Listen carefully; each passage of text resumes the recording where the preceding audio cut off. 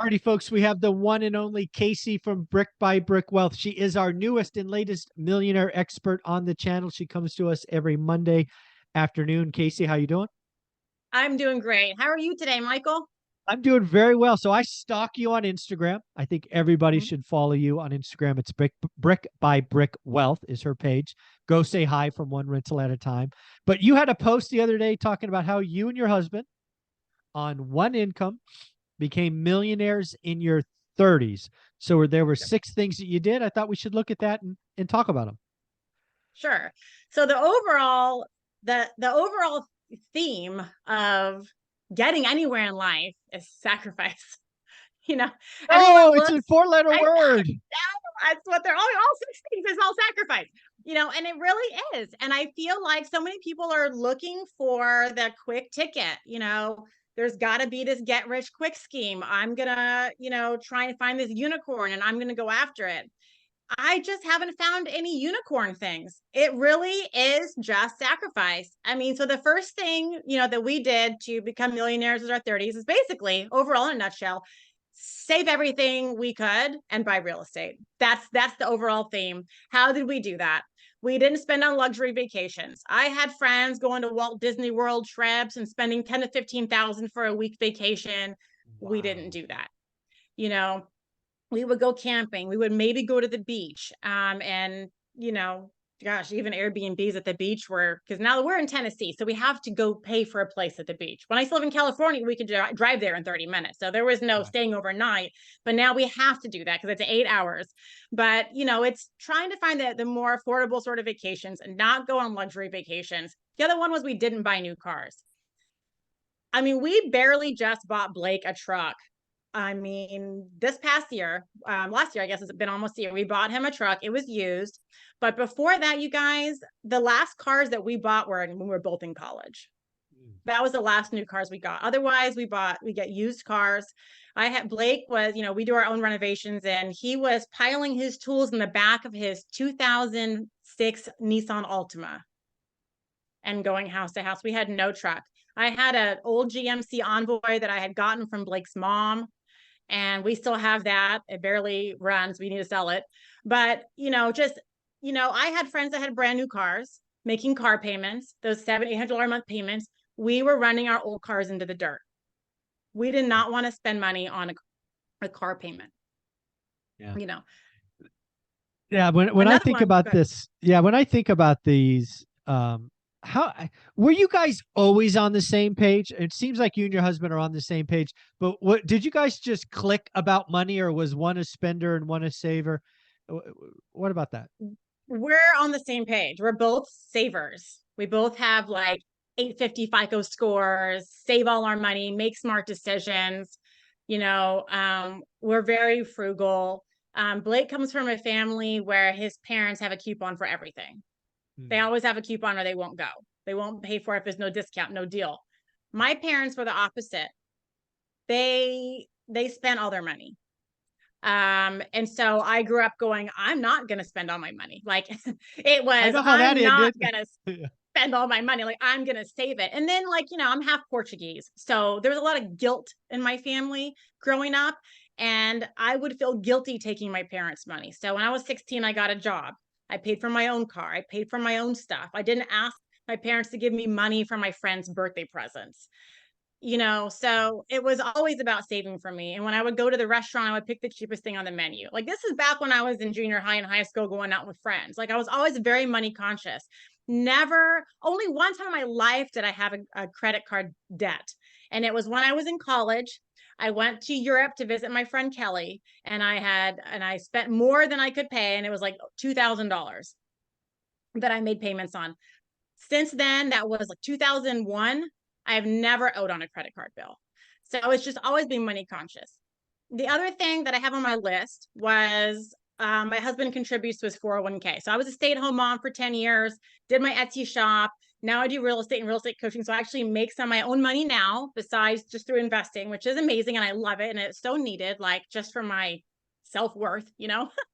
But my husband was the one with a job, and a real job, W-2 job. And he would contribute to his 401k. He would get matching. I know there's this, people disagree about contributing to 401k, but we contribute.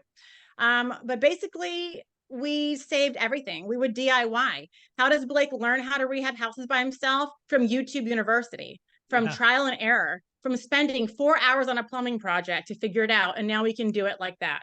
You know, he can install water heaters. He can sweat pipe. I mean, he was at the rental house yesterday and he, you know, we were moving the dryer. So he's putting a dryer vent, you know, into the property and cutting holes in brick. And he can do all sorts of things, but it's all from DIY. So we did not spend on contractors. My friend, you know, down the street, she had all her windows installed by Champion Windows. They're the most expensive window company ever. $15,000 years ago for windows. What did we do? Went to Home Depot, bought our windows for $163 and put them in ourselves. You know, everything we did was DIY. So we would do everything we could to save money. And the money that we did save, we put it into a down payment for a rental property. Yeah, the other one you have on your list, number 5, was a big deal for Olivia and I. It's funny that it's on your list as well. As we didn't do any remodels on the place that we lived for 15 years. It was the same stock move-in that we did when we bought it in whatever that was, 2001. Yeah, that was a big deal for us because, again, you know, we've now tricked it out and it's ours. But yeah, for 15 years, it was the same white subtile, you know, Oh just yeah. boring I mean, stuff. our kitchen, when we bought this house, our house that we live in now, 10 years ago in 2013, we moved into the house knowing the kitchen was a gutter. Okay, Michael, like it was original wood cabinets painted white. There was a blue Formica countertop and wallpaper for the backsplash. I can picture It that. stayed that way for 8 years. Every single year I said, we can put $30,000 into a new kitchen, or I can put $30,000 into a rental property. And my answer was always, like, for a down payment, my answer was always, well, my kitchen doesn't make me money, so I'm going to buy a house instead. And we said that for 8 years. Every year we said that, you know, buy a house every year. Every year we said that. And so then one day I have my baby up on the counter in one of those high chair things. And I am cooking, I don't know, I was frying something. I think I was making tortillas. I don't know. And one of the upper cabinet doors falls off and I catch it. Oh my goodness. Wow. Oops. And I'm like, that could have fallen on the pan of hot oil, splashed over my shoulder and burned my baby. So I'm like, time okay, to do the kitchen now. Now the kitchen's getting dangerous. So we had to really start thinking about it because it was falling apart. Literally, the whole front cabinet under the sink was falling out. I mean, but it's like every year it was embarrassing to have people over because our kitchen was so bad. But it's like our kitchen doesn't make us money. Right. I can buy another house for that $30,000. I can put that into a down payment. So yes, those were the sacrifices, you know, that we made. And if it weren't for those sacrifices, we wouldn't be where we are today. No way. Yeah. When I look at all of these 6, there's something I tried to. This is what Olivia and I did, right? So our story is, right, we're roughly 30 years old. We're spending everything we have. We don't know any better, right? It comes in, it goes out. Then we start doing this real estate thing, and the first thing we do, or one of the first things, is we do a need versus want exercise. So we take out our credit cards, our ATMs, or whatever. Basically, where's the money going? And we go down all the list and do an N for need and a W for want, and then we cross check each other. And just that one exercise over the next 18 months or so, we go from spending 100% to spending 50%. Wow. And that was a powerful, like, because it was amazing. I don't know, just how everything felt like you had to have it. But when you, upon reflection, there wasn't a whole lot of have to haves. And having that savings, that sacrifices we started, fed our journey. And without it, we wouldn't be here today. It's a big part of especially when you don't have a lot of money to start with, you know, like if you're super rich and you've got a great, amazing, expensive tech job, you can do it all. You can do all the things. But when you have a regular job and then you only have one person working and the other one not, you know, you really have to pay attention to where your money goes. And I don't budget. I don't like budgeting. I can't do it. I don't like someone telling me no, even if it's my own self. I don't like budgeting. I can't. I got to think against it. But I am cognizant and aware of where I'm spending my money. And where we spend our money now is going out to eat. Like we go out to eat way too much. And I go, look, we've got us out going out to eat. Every time we go out to eat, the family of 5, it's $130. That's My expensive. kids don't get kids meals anymore. Yeah. So we're talking 1 kid's meal and 4 adult meals, and it adds up very fast. So even us cutting back on that helps us save money. But I How would old go ahead. how old were you when you got your first rental? 30, 30.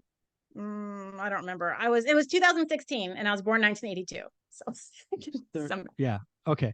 Because I was just thinking about how fast, because again, it's fun in games to talk about sacrifice and saving and delaying gratification. But the whole point of that post is one income and now you're millionaires. And it yeah, seems like it was 5 or 6 years. it was. And, you turn around and you look at your net worth, after everything you owe, and you're like, oh God, it's over $1 million, Wow. That's so That's cool. And that's what crazy. real estate's all about. Being able to close your eyes, run something basic and simple with you just make sure you do the right things, but it's Mhm. simple. Just let it go. And Absolutely. your little bank accounts all over the city, which are my houses, they take Mhm. care of you in the end. And it's There just you go. time. Yeah, Casey, you doing amazing stuff on Instagram. What is your Instagram page? People should follow you and say hi from one rental at a time. Brick by brick wealth. Awesome. Thank you so much.